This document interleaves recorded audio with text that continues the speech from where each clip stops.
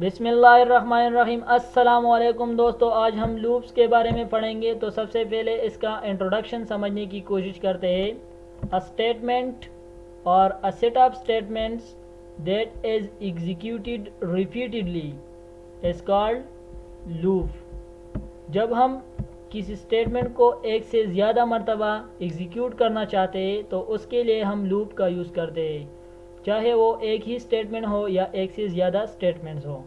تو سب سے پہلے ہم فار لوپ سے سٹارٹ لیتے ہیں۔ تو فار لوپ کا سینٹیکس سمجھنے کی کوشش کرتے ہیں اور پھر اس پہ ایک ایگزامپل لکھیں گے۔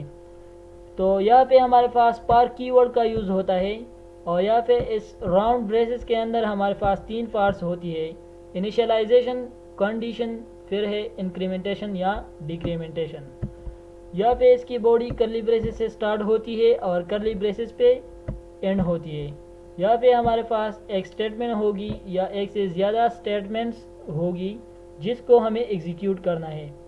انیشلائزیشن وہ پارٹ ہے جہاں سے ہماری لوپ کی سٹارٹ ہوتی ہے، جہاں سے لوپ کی انیشیل ویلیو جو ہے، یہاں پہ ہم لوپ کو انیشیل ویلیو دیتے ہیں۔ پھر یہاں پہ ٹیسٹ کنڈیشن ہے، یہاں پہ یہ انیشیل ویلیو چیک ہوگی کہ اس لوپ کو کہاں تک ایگزیکیوٹ ہونا ہے۔ اور پھر اس کے بعد ہمارے پاس ہے انکریمنٹیشن یا ڈیکریمنٹیشن۔ یہاں پہ ہمارے پاس یہ انیشیل ویلیو یا تو انکریز ہوگی یا ڈیکریز ہوگی۔ تو میں ایک ایگزامپل لکھوں گا جس میں 0 سے 10 تک کی ویلیوز کو پرنٹ کروں گا آنے والے لیکچر میں۔ Thanks for watching. اللہ حافظ۔